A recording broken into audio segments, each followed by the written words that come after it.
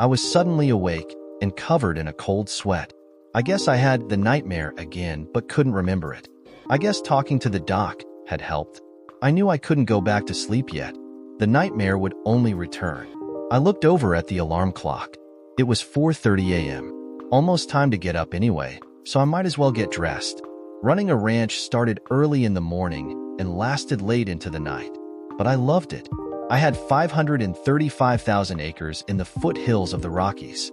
My nearest neighbor was 50 miles in any direction. I'm sure of that fact because that is as far in any direction a person needs to travel to get to my property lines from the ranch house. I went into my bathroom, shaved, showered, and returned to my bedroom to dress. When I got all done, I looked like your typical cowboy.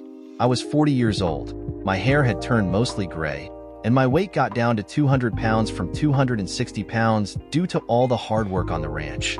My face had taken on a weathered look from the sun and the wind. Some of the women I had dated said I was really good looking in a rugged sort of way. I no longer resembled the man who arrived from back east 10 years ago. Hell, I didn't even resemble my Italian roots anymore. But I was still alone. I just couldn't bring myself to get close to any of the available women. Now that's not to say I didn't go into town to enjoy, but I never found a woman I wanted to go farther with.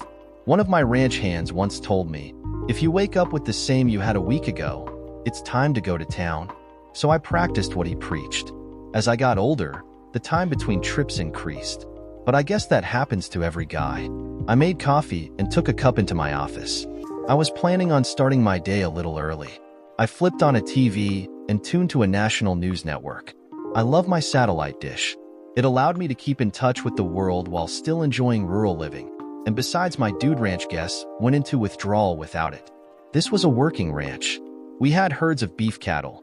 We bred horses, sheep, and even a buffalo or two.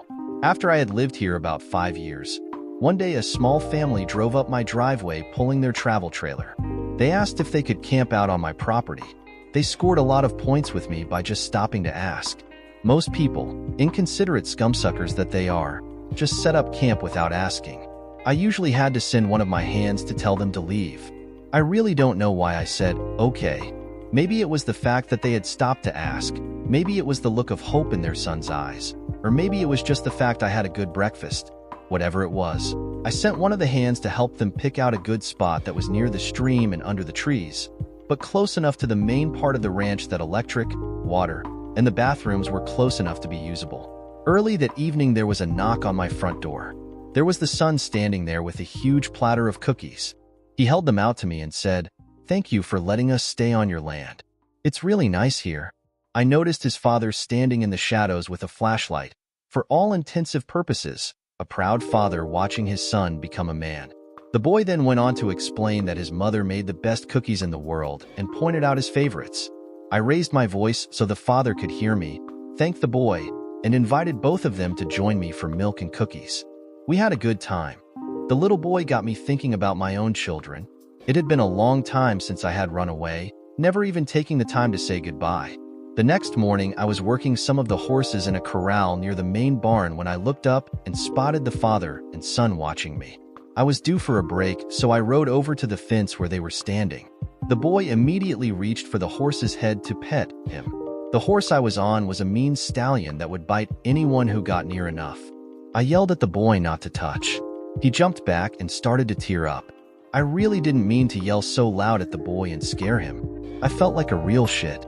I got down off the horse, knelt down and explained to the boy about the horse biting and me not wanting him to get hurt. When I got all done, I got a hug from him. I was feeling so bad that I took him into the barn and showed him a newly born colt that we didn't let outside yet. She was as gentle as they came. So I let the youngster into the stall with them to touch the baby. He proceeded to ask me a million questions about the foal and her mother. I guess I made a friend for life because every time for the next week, when I turned around, the boy was right there next to me. The father apologized for his son's actions. I said, "No problem. I enjoy the company." As the week went on, I bonded with the kid. He was about the same age as my son. My son lived back east, and I had not seen him in years. I guess the boy was filling a need I didn't know I had. The little family stayed for a week. During that short period of time, The boy managed to win over all the ranch hands that met him. We were all sorry when they left. That fall, I decided to start a dude ranch with a family orientation. There wasn't a lot I had to do. My ranch had 6 cabins with electricity and running water. I set the boys to cleaning them up, adding water heaters, and anything else they needed. My main house was huge. The dining room would seat 30 people. The living room was just as big. I also had a library filled with books on Western history. So I guess I was all set. We just wing the rest. I put a small ad in a vacation magazine back east that catered to families. I got a bunch of replies and a couple of deposits. Not exactly a great start, but it was something. As the time for the first guests to arrive neared, I called a meeting with all my staff. We decided what the customers would do around the ranch, what horses were even tempered enough for them to ride, what chores the guests could and would be allowed to do, and what the menu would consist of. We had even cleaned up an old wagon and outfitted it as a chuck wagon. Our plan was to take them on an overnight trail drive so they could get the real Old West feeling. It slowly took off. After a couple of years, we were booked solid all summer long. It was nice to have all the families running around. It made the ranch seem lived in. One morning as I sat, sipping my coffee, I started thinking about how I ended up on the ranch. It was a long and twisted journey.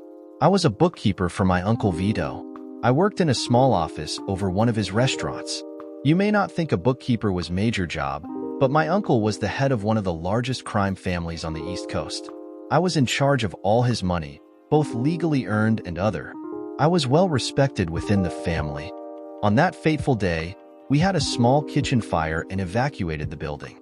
Since I couldn't work, I went home. The garage was open, so I just pulled in and walked into the side door. The house was dead quiet.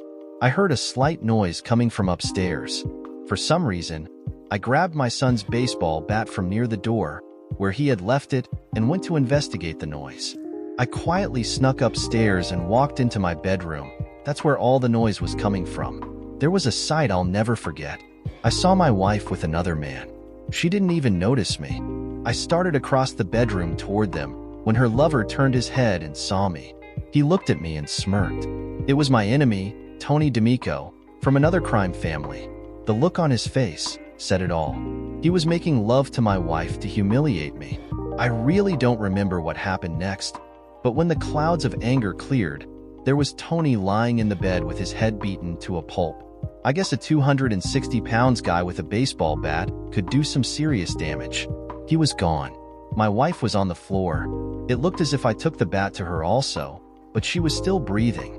I didn't know what to do next, so I called my cousin. He told me to calm down, get in my car, and drive over to one of his businesses. He'd take care of the cleanup. When I got to that business, I was put in a car and driven about 200 to 300 miles to the west, where we changed cars and continued driving for the next 2 days. We stayed in a small motel outside of Reno, Nevada for a couple of days. I got my head straight there. My handler explained that a cleanup crew, sent by my cousin, had made Tony's body disappear and had tossed my wife down the grand staircase into the foyer. The crew wanted it to look as if she fell down them. They then started the bedroom on fire to eliminate all sign of Tony's death. The fire department found my wife at the foot of the stairs and assumed she had fallen down them trying to avoid the fire. My wife's back had been broken when I had hit her with the baseball bat. The rough handling she received severed her spinal cord at the location of the break. She would not have any feeling from the waist down. She lost the use of both legs, and she lost all control of her bladder and bowels. I had no sympathy for her after what she did to our marriage. One of her doctors felt that her injuries could not have been caused by a simple fall down a flight of stairs and wanted to investigate further. He lost interest in her and shortly after bought a new cabin cruiser. I guess some associates of my cousin talked to him. My 2 children were with my elderly parents and doing okay. They were told that their mother had a boyfriend and she was injured by him. They accepted that explanation because they had overheard phone calls between her and Tony. They never asked to see their mother in the hospital. My handler then tore my heart out. It seems that Tony's distant cousin was the don of another crime family, and he had placed a reward on my head. I couldn't go home again, and I'd never see my children again. On the last day there, my handler gave me a new briefcase. In it, I found everything I needed to become Tom Martin. Sam Pomeroy no longer existed. My life, as I knew it, ceased to exist. I was outfitted in Western-style clothes, just a simple ranch hand. My handler introduced me to another ranch hand, and we got in his pickup. We drove off to start my new life. I snapped back to the present and started my day. This was a Monday, and all the guests for the next 2 weeks were scheduled to arrive that morning. I walked into my office, turned the welcome sign on, fired up my PC, and started another Monday. About noon, a limo drove up to the office. I was outside at the time. My first thought was these were going to some difficult guests. Most of the ones that arrived by limo were. The back door opened on the limo and 2 teenage kids got out. My next thought was, shit, 2 very spoiled kids with no parents in sight. Theirs would be a short 2 weeks. I was thinking of starting a pool with the hands on how long they would last before wanting to return home. They stood around waiting for their luggage to be unloaded. I thought that they looked a little familiar, but my thought train was interrupted by my current customer's questions. By the time I was done, one of my helpers had checked them in. At dinner that night, I gave my usual talk about the ranch and what we expected from our guests, as well as what they could expect from us. I reminded them that this was a working ranch and not a vacation spot that catered to every customer's needs. If they wanted a spa treatment, they were going to be very disappointed. But then I assured them that we would bend over backwards to make their stay memorial. I noticed that the 2 kids had found a couple of peers from another family and seemed to be getting along. I might need to revise my estimate for their length of stay. Because this was a working ranch, I spent most of my time actually running the ranch. Hands that were assigned to our Dude Ranch customers had to be people persons. They loved the customers, and the customers enjoyed them. If they weren't explaining something, they were entertaining the customers with one tall tale or another. About a week later, I noticed some noise coming from one of the smaller barns where we stored hay and grain for the horses. When I investigated, I found one of the teenage boys fooling around with one of the teenage girls. While I understood teenage hormones, I also needed to prevent this behavior. So I, not so discreetly, cleared my throat. They weren't actually having sex, but they were close. I was a teenager once myself, so I understood where they were coming from. But on the other hand, I guess I was going to play the part of her father. I gave the boy a really hard look and said, "Get boy." I almost laughed as he ran for the door, bent over at the waist. I turned my hard look on the girl and told her to finish getting dressed and meet me in the study in the main house because we were going to have a talk. I turned and walked out of the barn trying to decide exactly how I was going to handle this. I didn't have a clue how to begin. I never raised children, let alone a teenage girl. By the time I reached the house, I decided that I'd use the responsible adult as a base for my talk with her. About 10 minutes later, she walked into the study. She was still crying. I pointed to a chair across from me and asked if she would like something to drink. I got myself a soft drink as she shook her head no, trying to keep my voice soft and even. I tried to imagine what I would want someone to say to my daughter if the situation was reversed. I talked to her for the next 35 minutes. I guess I was getting a little carried away. I felt like one of those country preachers. I was in the middle of my "save yourself for someone you really love" speech when she looked up and started studying my face. Suddenly she said, "You've got my grandmother's eyes and grandpa's voice and mannerisms." The tears started flowing. "Are you my dad, Sam Pomeroy?" I looked at her young face and saw my ex-wife's eyes staring back at me. I remembered a little girl looking up at me with those same eyes, holding her little arms up to me to be picked up. I looked at her and said, "I missed you, Danny." The next thing I knew, my daughter Danielle was sitting on my lap, trying to hug the life out of me. We were both crying our eyes out with joy.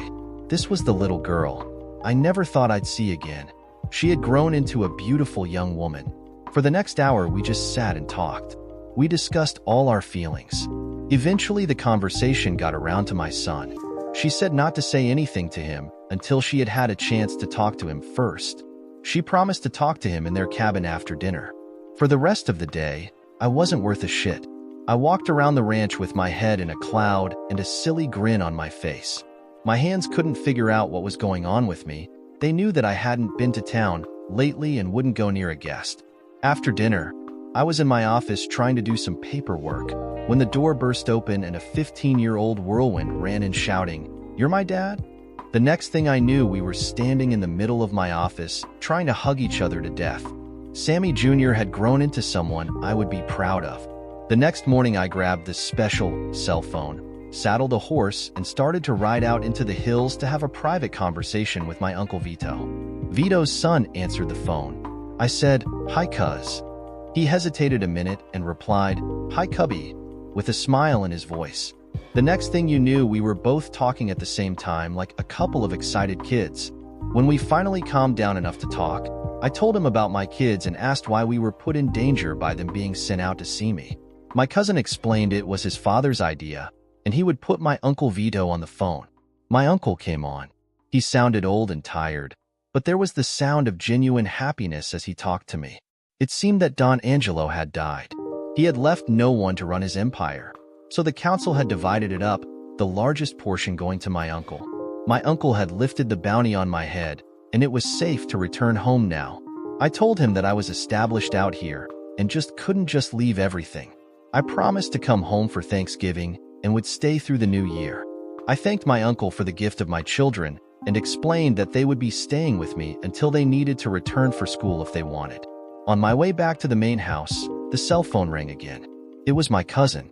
He explained that my uncle was failing, and these were probably the last holidays he would be with us. He said my uncle had cancer, and it was terminal. I promised I would be there for the holidays. That night, I had my housekeeper open up 2 of the extra bedrooms in the main house. I only used the master suite and had closed up the other 6 bedrooms. The next day, while my kids were out playing rancher, I had all their things moved into their new rooms. They came running into my office yelling that someone had stolen their stuff. Later that day, I just smiled and pointed upstairs to the 2nd floor. "You guys moved," I told them. They disappeared upstairs to inspect their new digs. After a lot of noise coming down from the 2nd floor, so did they.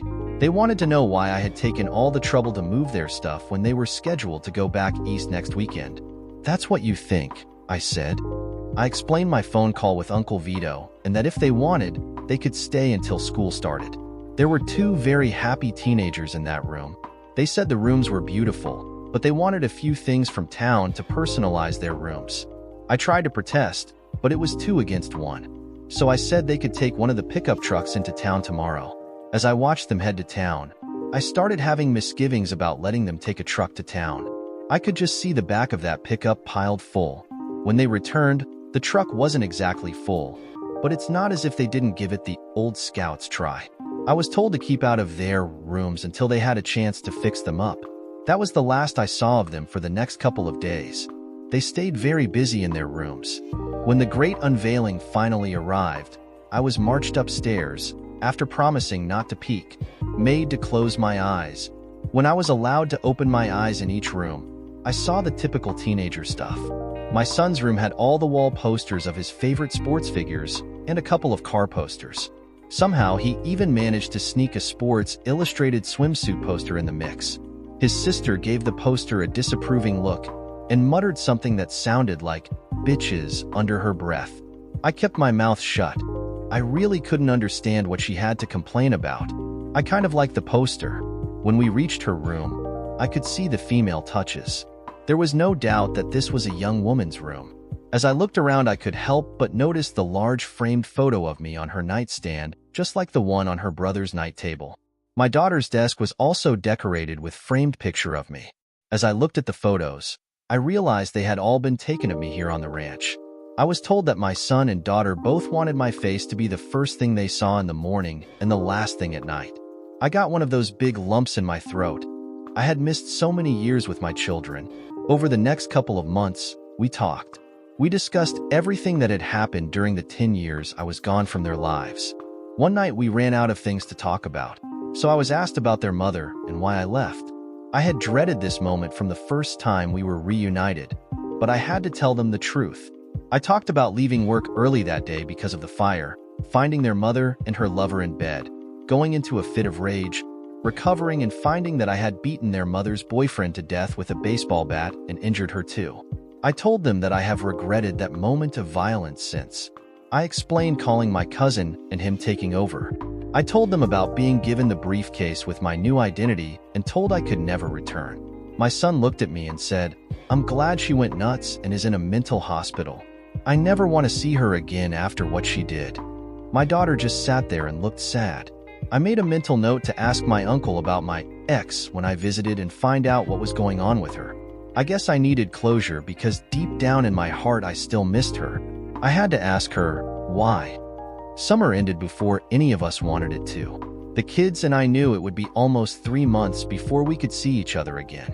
We promised to call and email each other, but it's not the same as seeing their faces across the table or the room every day. As much as I'd like to say it didn't, time just dragged. It felt like 2 or 3 years before those 3 months went by. My entire crew took me to the airport and started me on the trip home. They knew most of the story about my divorce and estrangement from my kids. What they didn't know was about the violence and my ties to organized crime.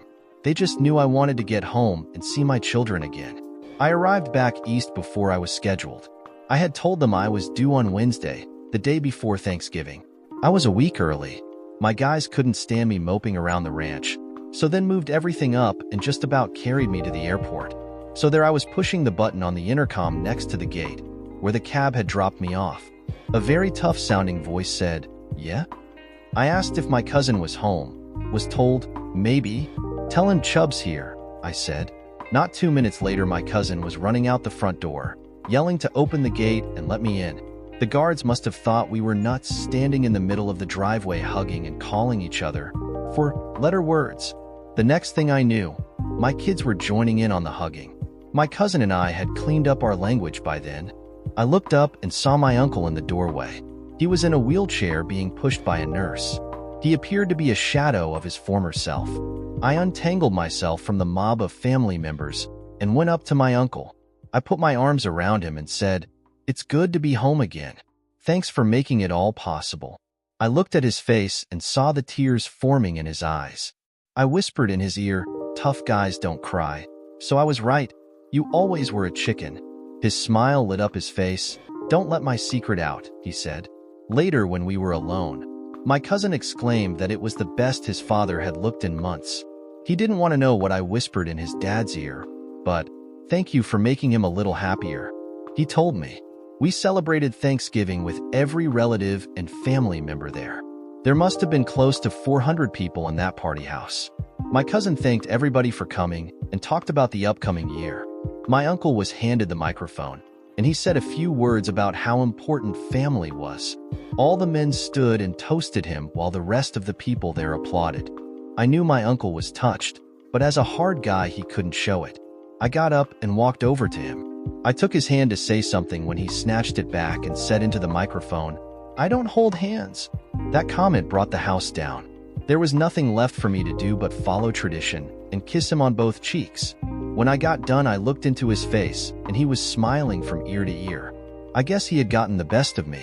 On Christmas, we only celebrated with immediate family. My uncle was too weak for anything fancy.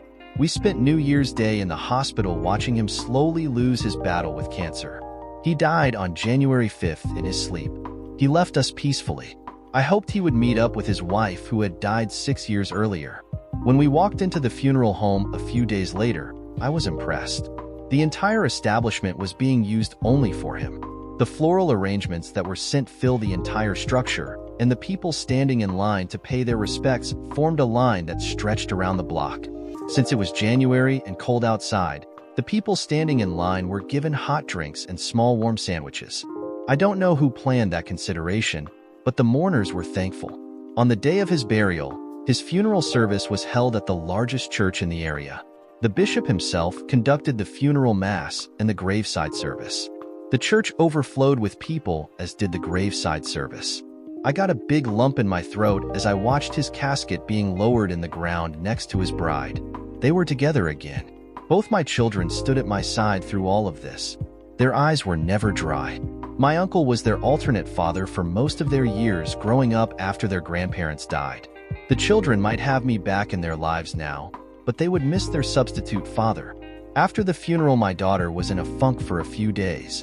When I asked her what was wrong, all she did was ask me a question. "Can we visit, Mom?" I had hoped I would never need to see my ex again. The last time I saw her, she was making love with my enemy. Here it was 14 years later, and the vision of the moment was still fresh in my head. I swallowed hard and I told my daughter I would make arrangements for the visit. I asked my son if he wanted to attend.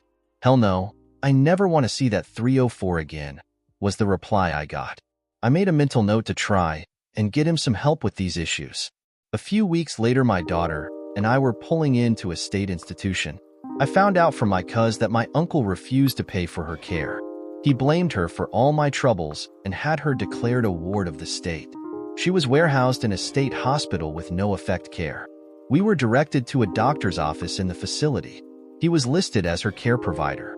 After a very long wait, my daughter and I were escorted into his office. I found us face to face with an Asian who spoke broken English. He had a patient folder in front of him that he explained was my wife's patient history. He had another pile of patient folders on his desk. It was about 18 inches high. I asked if they were all his patients, and he replied, "Yes, we are short-handed." At that point, my daughter started asking questions about her mother. As I listened, I knew that he didn't have a clue as to who this patient was. I asked him a very direct question: "Does my wife still take her daily run?" He answered in his heavily accented English, "Of course." At that point, I grabbed my daughter's hand and squeezed hard so she would not blow up. You see, her mother was paralyzed from the waist down and had been that way for 14 years. Running was not on her menu. I asked if we could go on the ward and visit her. He called an orderly, and we were escorted to her ward. We identified ourselves to the head nurse on that ward and asked to see my ex. The nurse was very nice and knew all about my ex. She explained that she was completely withdrawn. She hadn't said a word in almost 12 years. She had paranoia and had closed off the world to protect herself. She then escorted us to the day room for this ward. My wife was beautiful.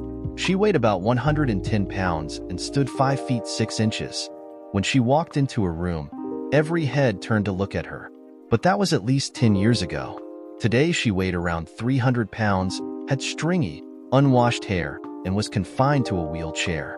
Her face had that blank, faraway look that the mentally ill can only have. My daughter walked up to her and started talking. I could tell nothing was getting through. My heart went out to my daughter. She was trying so hard. She wanted her mother to recognize her. I was walking over to my daughter to give her some support when my ex's eyes turned to me. There was a momentary glint of recognition before my ex started screaming at the top of her lungs and thrashing her arms around. 2 of the orderlies grabbed her, and the duty nurse administered a needle to her. I don't know what was in that shot, but it knocked her right out. The duty nurse said that was the first time she had reacted in the 5 years she had been assigned to this ward. She took our information and promised to call me if there were any changes. We left that hellhole. In the car on the way back to my uncle's compound, my daughter broke down and cried her heart out. I promised her I would look into having her mother moved to a private care facility near the ranch. Yeah, I was a softie. That way my daughter could visit my ex and see that her mother received treatment. After returning to the ranch, I started my search. I found a facility about 100 miles away. It was very well respected in the mental health community. I paid the place a visit. I liked the place. The doctors and staff seemed very professional and caring over their charges. I sat with the head doctor, the doctor who had helped me limit my nightmares many years ago, and discussed my wife's condition right down to her first outbreak in at least 5 years upon seeing me. While he didn't like her violent reaction to me, it did prove that she was partly aware of what was going on around her. He liked that. We made arrangements to have her transferred to his care, and I called my daughter with the good news. She cried. A couple of months went by when the doctor called me and asked if he could have a photograph of my face. When I asked why, he said, "I'll explain later." So I sent him an 8x10 I had made from one of the pictures my kids took. Between visiting colleges for my daughter to attend and moving both kids out to the ranch, I forgot all about my ex-wife and the picture. So I was surprised when my ex-wife's doctor called, and he asked if he could talk to me face-to-face at my ranch. I agreed, and we made an appointment for him to visit. It was a nice spring day when the doctor came out. Since he rode, we decided to visit one of my high meadows and just enjoy the view. On the way out there we made small talk. Once there we dismounted and sat in the grass. He told me that they were making progress with my wife. Her weight was down about 100 pounds and falling off her like crazy. She was starting to take notice of her appearance and was asking the nurses to brush her hair. Of course, she still doesn't speak, but she will point to a brush if she wants her hair done. He then dropped a bomb on me. If my ex was shown a picture of me, she started yelling, "He's going to kill me too," and would go wild. She usually had to be sedated to get her to stop screaming. He wanted to know if her fear of me was founded. He then just sat there and looked at me, waiting for me to speak. I thought about what to say and made my decision. I tell him everything. I asked if what I told him was covered by doctor-patient privilege. He told me to give him $1 and then I would be his patient. The money changed hands. I began by telling him that I was raised in an organized crime family. The Don was my uncle, and I was his trusted bookkeeper. I knew everything about his business. I knew where the money came from and where it went. I had lists of every cop, politician, judge, and the general individuals taking bribes. My wife knew all about my job. I told him about arriving home earlier than expected one day and finding her in bed making love with her lover.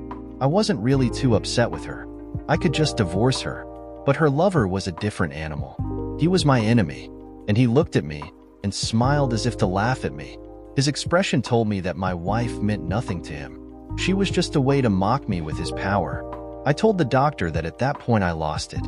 I started beating him on the face with a baseball bat that I suddenly found in my hand. When I came out of the rage and could think clearly again, I found my ex's lover dead in the bed. His head was destroyed. My wife was lying on the bedroom floor, unconscious but breathing. She showed marks on her body of having been hit with a bat. I did not remember having hit her. I then explained that my cousin arranged for the cleanup. I was put in a car and driven away. Eventually, I ended up here. I told him that they made my wife's lover's body disappear and tossed her down a flight of stairs to make it seem as if she had fallen. They then set the bedroom on fire to hide any signs of the incident. The house was almost completely destroyed by the fire. He then sat there a long time, thinking, before he started talking again. He said the blind rage was understandable. The loss of any memory of my beating the man to death was probably a defense mechanism used by my brain to protect me from the horror of what I'd done. He then asked me if that was the only time I used violence on another human being and if I had nightmares or blackouts since. I explained that my uncle had made me their bookkeeper because I wasn't wired for the violent side of the business. My uncle always called me the gentleman. I never hurt another human being, and I did not have nightmares about the hurting other people that I remembered. But every once in a while I woke up screaming. He explained that I had probably buried the whole thing deep enough in my subconscious that it wasn't affecting me. Normally he would attempt to bring up the hidden action so I could learn to deal with it. But in my case, it would best be left alone. He did outline a list of symptoms and make me promise to call him if any of them occurred. I then discussed with him my son's damnation of his mother and asked what to do. He asked me to bring my son in to see him sometime so they could talk. He'd handle my son's anger. We left the upper meadow, both lost in our own thoughts. When we got back to the main house, he asked me to stay away from my ex-wife until he told me otherwise. He wanted my daughter to visit her mother as often as possible. He said it would be good for both of them. We parted in silence, both of us in deep thought. My daughter was in her junior year, and my son was a freshman. He was studying agriculture with his eye on going in with me on the ranch. My daughter was a pre-med student. She said that she had plans to be a shrink eventually, but it took many years to have studied to become one. She said that seeing the way a good doctor had helped her mother is what made up her mind. I started to notice that every time I talked to my daughter, I heard all about what she and Bill had done. Pretty soon that's all I was hearing was Bill this and Bill that. I wasn't the dumbest father in the world, so I suggested that she invite him to have Thanksgiving dinner with us and meet the family. I wanted to check him out and make sure he was good enough for my baby. About an hour later, I got the call to set an extra place for Thanksgiving dinner, and could he stay in one of the spare rooms for the week as his parents were going to Europe for the holidays. I was no fool, I agreed. When Bill and my daughter showed up, I was pleasantly surprised. Bill was a very pleasant and polite young man. He was about 6 foot and 190 pounds. He had sandy hair and brown eyes. He was also a pre-med major, but he wanted to be a surgeon. My daughter said he was cute, but I for one never looked at another guy and thought, he's cute? I'm just not wired that way. Anyway, I liked him and know that he was a good catch for my daughter. I also noticed that their eyes never left each other for the next 2 weeks. They had it bad. They followed each other around the ranch much to the enjoyment of my hired hands. I kept getting called Gramps and asked if I need to borrow a couple of dollars for a reception. You get the idea. On Valentine's Day, they got engaged. A date was set for an August wedding. Soon I found myself standing in the foyer of a local church, waiting for the bride to show up. As I got more and more nervous, the priest leaned over and whispered, "They're always late. Don't worry, she'll show up." She did. As we were walking down the aisle, I noticed a wheelchair at the outside of the first row of pews on the bride's side. I also spotted my friend the shrink, sitting with a woman in the front row. I was so engaged with walking the bride to be down the aisle that I gave them both a pass. When I did the handoff of my daughter at the altar, I turned to take my seat. Imagine my surprise when I found myself looking into my ex's eyes. I felt my daughter's hand on my arm, and she whispered, "It's okay, Daddy." I invited her. I took my seat next to her. I expected her to start screaming at any minute. My friend the shrink just gave me a knowing smile that said, "It's okay. She'll be good. Just don't get too close." When the priest finally pronounced them husband and wife, my eyes were wet. I happened to glance at my ex, and the tears were just running down her cheeks. When the newlyweds turned to walk down the aisle, I started to move across my ex so that I wouldn't block her view. Her doctor grabbed my arm and shook his head, "No."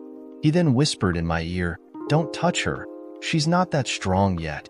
The moment passed and I joined the procession out of the church. I didn't see my ex again that day. At the reception, as I was dancing with my daughter, she commented to me that her mom had come a long way. I thought about my feelings toward my ex, and I guess I had come a long way also. I too was proud of her for all the ground she gained. I guess some of the hate I had felt mellowed over the years. I made a note to call her doctor next week and make a golf date. We needed to talk. Next week, while playing golf, we talked about my wife's progress.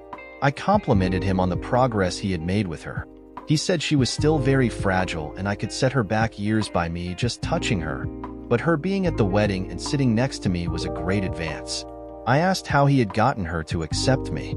He explained that it all started with the 8x10 picture of me that he had requested years ago. He said he started by having the picture framed and put into his office where he met with her every day. At first, he put it on a shelf almost out of her sight. When she stopped her violent reactions to it, he moved it a little closer. After almost a year, he was able to put it on his desk and not freak her out. He then started discussing her feelings toward me and how my picture could not hurt her. One day at their meeting, she had a breakthrough and started talking about that day so many years ago. She remembered making love with Tony. She felt Tony pull her over his head as if he was trying to use her to protect his head.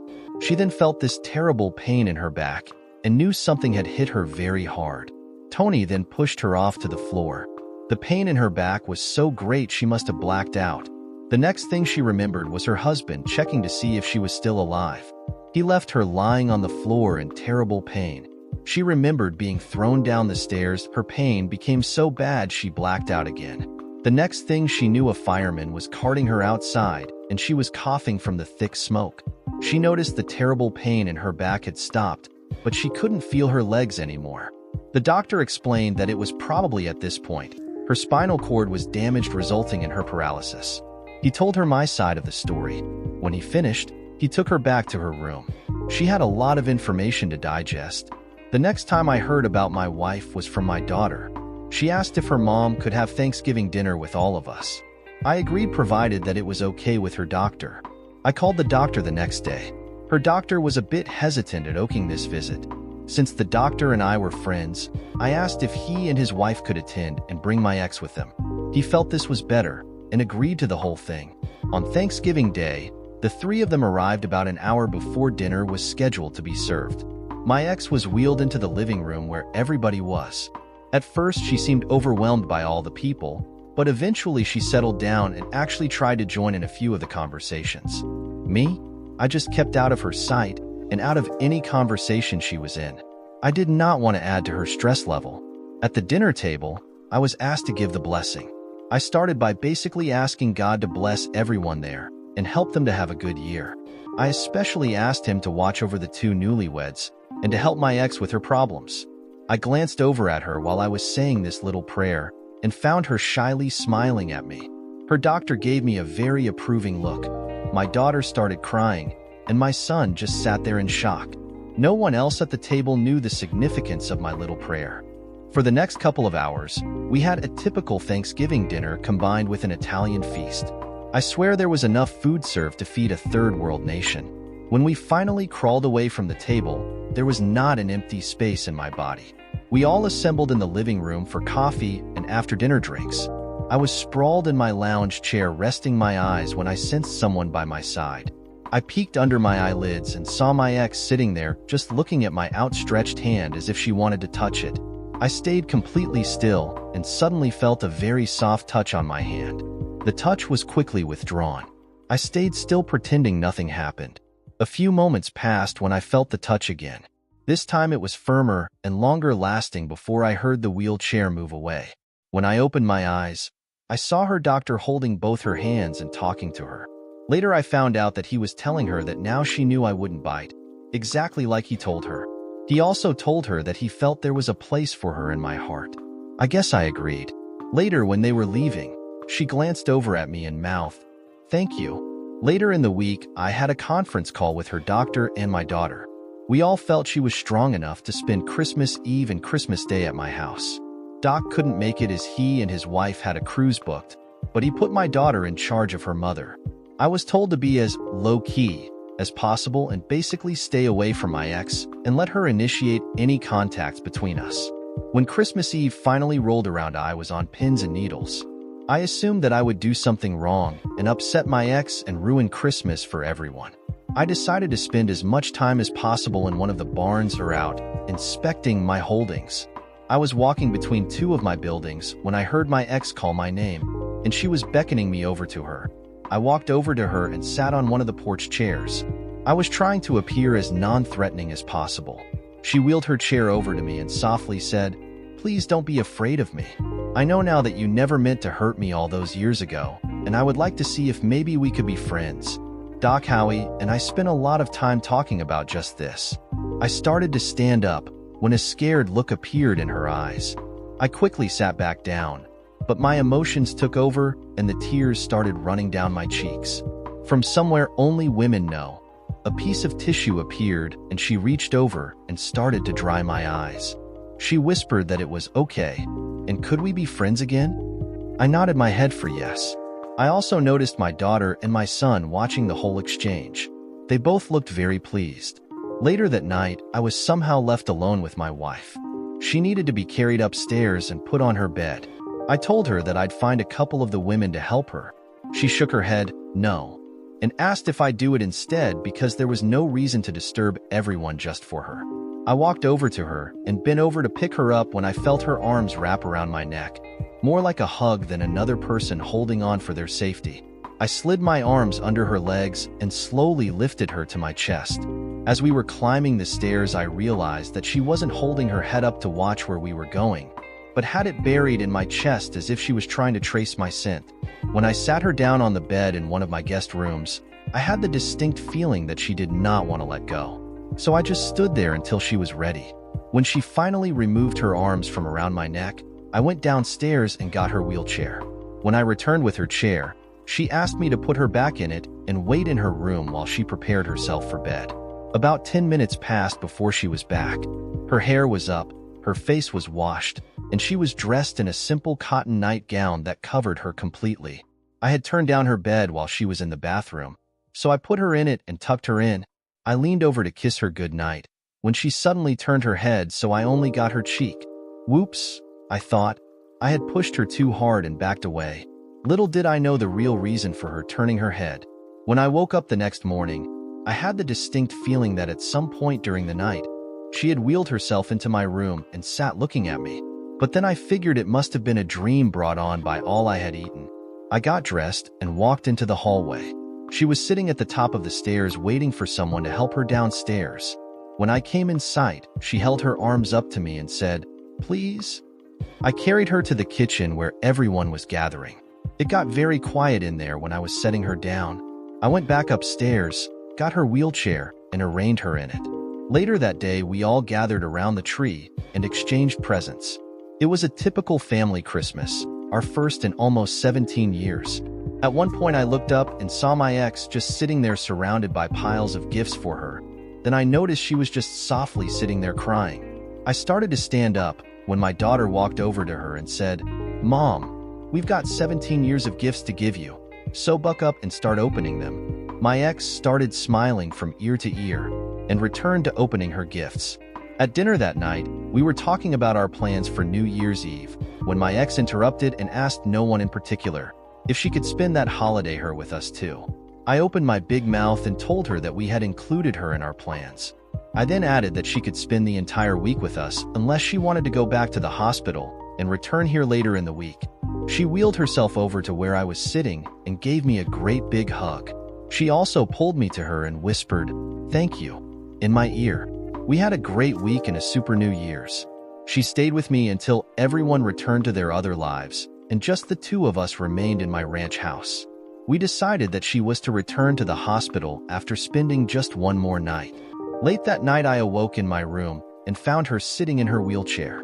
A storm was raging outside and the electric was off. She told me it was very cold in her room and could she sleep with me. I really don't remember giving her my permission, but all of a sudden she was in my bed next to me. I started to put my arms around her when she said there were rules if she stayed in my bed. Rule #1, no sex. She couldn't feel anything anyway. Rule #2, no kissing or any other show of affection. Rule number 3, holding her in my arms was allowed as well as cuddling, and greatly wanted. So I wrapped my arms around her and pulled her to me. She placed her head on my chest and softly sighed. In a very soft voice, she said, "I love your smell. It's the smell of a real man. I've missed it all these years." We cuddled and talked late into the night. The next morning, it was still snowing too heavily to leave. I suddenly realized that her helpless routine was just that, a routine. She hopped around between her wheelchair and various pieces of furniture as if she was never handicapped. When I challenged her about it, she admitted that all she really wanted to do was feel my arms around her. Later that afternoon, her doctor called. They talked for about 2 hours. She told him everything she did for the last week. I heard parts of the call. In all the years we were married, I never heard her talk as openly as she did with him. She never shared like that with me. After a while, she called me to the phone. The doctor praised her and told me it was the very best he had seen her in all those years she had been his patient. But he also said she needed to return to the hospital. She still wasn't ready to return to normal yet. She had one more issue to face. When I later called the doctor and asked about the issue, he just said, "She'll tell you all about it when she's ready." Damn doctors. It was about 2 weeks before Easter when my caller ID indicated the hospital was calling. I answered, expecting her doctor to be on the other end. Well, you could have knocked me over with a feather when I heard my ex's voice on the other end. She asked if the family was going to celebrate Easter at my ranch and could she attend. There was something she wanted to share with all of us. I agreed to pick her up at the hospital a few days before everyone was scheduled to arrive. She wanted to share her announcement with me first. I assumed that she had come to grips with whatever her issue was and had beaten it. She now had to share it with her family. Her voice sounded very weak and a little shaky, but I assumed it was from talking with me. Later, her doctor called me, and we spoke privately. He said the last 4 months had been hell for her, and I would be shocked by her appearance. But what she went through just had to be done. I picked her up 3 days before the kids were scheduled to arrive. Her face was tired and drawn. She looked as if she had the weight of the world on her shoulders. It was spring and all the wildflowers in the pastures were in bloom, and the trees were opening their leaves again. I loved this time of the year. It was a season of rebirth. I wheeled my ex's chair around the area, pointing out all the beauty. We had a great afternoon. It was as if we'd never been apart all those years. That night, as I was carrying her up to bed, she asked if she could sleep with me because she really missed being held by me. Sometime in the night, I was awakened by her. When I tried to stop her, she just said, "Please, I must do this for you." I noticed she was putting a protection on me. She had never used on me before, but I was too far gone to care why by then. She was crying. When I tried to pull her up, she resisted my effort, telling me to remember. Rule 2, no kissing. She then began to tell me her tale.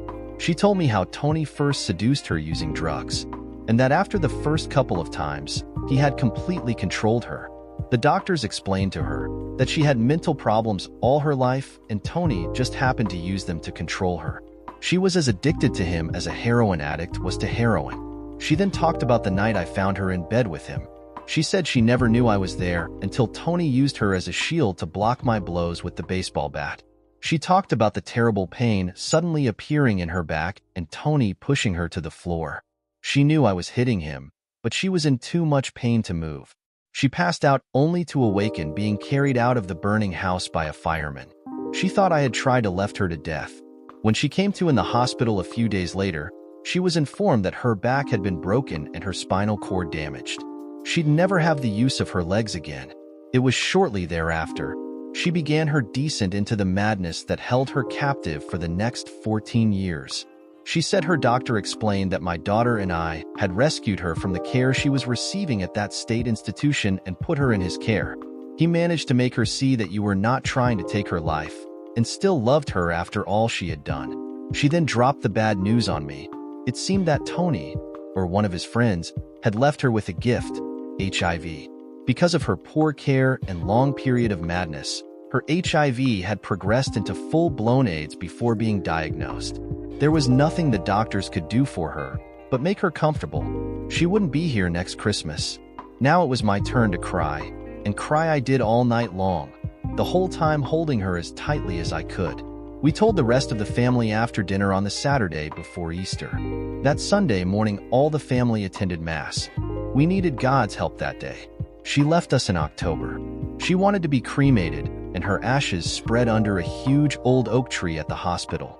She explained that under that tree, she and her doctor held the talks that brought her back out of the darkness. It was a special place for her. The next spring I had a marble bench installed with a plaque that had her name and dates on it along with the words, "The world was a little better place while she was here." I came to the hospital about every month or so to play some golf with her doctor. It seemed that Harold and I had gotten to be pretty good friends over the years, and sometimes it just felt good to talk with him. We spent quite a few hours at the 19th hole after our golf games. Harold's wife always scolded us and made me sleep over instead of trying to drive home. Before leaving on my way back home, I'd stop at the hospital, sit on the bench, and bring my wife up to speed on everything the family was doing. I guess I missed her a lot. I had an empty spot in my heart for her. I found that I had always loved her. The bench became a popular spot for other families to sit when they were visiting their loved ones who were guests at the hospital. One day a landscaper showed up and made the area into a small stone patio with a walkway, so wheelchairs could navigate the area. Soon there were a couple of flower beds and later a small pond was put in. It even had goldfish. I knew my ex would have just loved it when everyone visited her spot. While we were sitting here one day, my daughter and son-in-law told us, that is my ex and I, that we were going to be grandparents next spring. I don't know about my ex, but I know I was smiling from ear to ear. Sam Jr. A few years later, I got a call from my son, who was in his senior year at college. He asked if he could bring a friend home to the ranch for Thanksgiving. He said his buddy was studying to be a vet and would love to see our operation. This was the first time since he went away that he had ever made this kind of a request. So I agreed. The week before Thanksgiving, I saw my black H2 Hummer pull up the driveway. That Hummer was my pride and joy. Let me tell you that story. 3 months ago, I opened the side of the garage where I kept the monster and found my son's subcompact there and my truck gone. In the subcompact was a note. Needed extra cargo space. Took your truck. Love, Sam. After walking around the ranch all day, making everybody's life miserable, I finally calmed down. I remembered what poor gas mileage the Hummer got and thought my son outsmarted himself. Then I remembered I kept a gas credit card in the glove compartment. Oh well, he was my only son. My Hummer pulled up near where I was standing and my son hopped out. The passenger side door opened and his friend hopped out. I was stunned. There stood one of the most beautiful redheads I had ever had the pleasure to see. She stood about 5 feet 6 inches. She took my son's hand and they walked over to me. I found myself looking into Shauna's green eyes as my son introduced us. I thought to myself, why doesn't the vet I use look this good? Over the next few days, I learned her history. She was an only child who lived with her divorced mother one state east of us. Her father had left her mother for a 22-year-old stripper he met. They took every dime he and her mother had and left for a small island in the South Pacific. Her father left her and her mother with nothing but debt. Her mother was forced to file bankruptcy and moved the two of them into a small apartment in a so-so neighborhood. Her mother was able to find a job as a receptionist or billing clerk for a doctor. The job paid their expenses, but there wasn't much left over for other things. Her mother got a job as a waitress nights in a nice restaurant to help make ends meet so Shauna could attend college. She was a straight-A student and received a scholarship to my son's college, but had to work as a waitress in a local diner for spending money. She still managed to carry a 3.8 GPA. She was a sharp, hard-working young woman.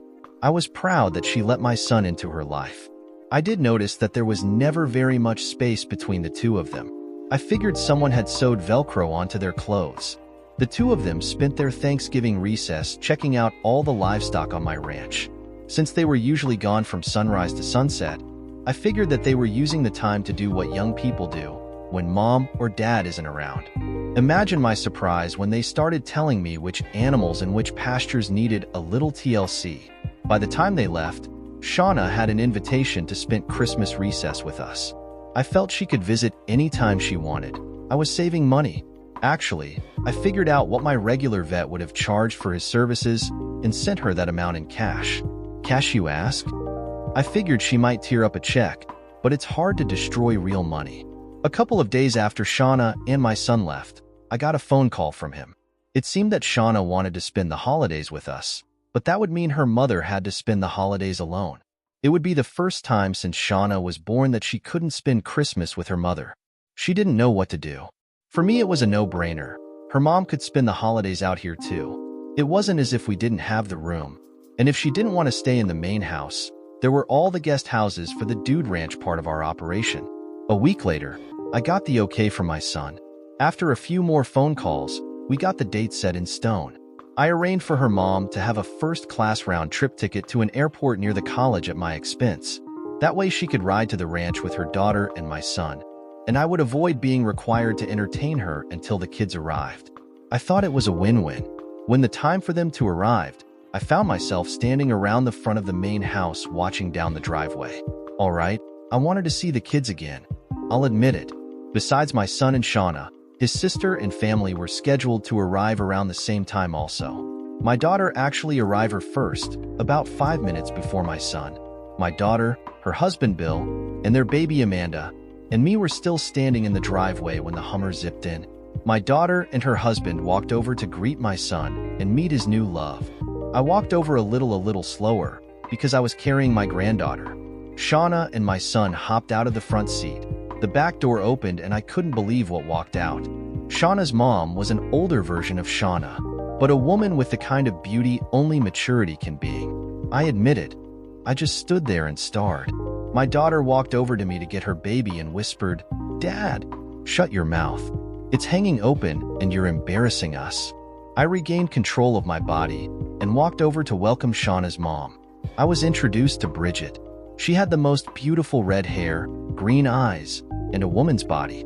I was so gobsmacked by her presence that I couldn't put two words together, let alone a whole sentence. She looked at me and said, "Hello," and gave me a 1,000,000-kilowatt smile. My daughter gave Bridget the baby to hold.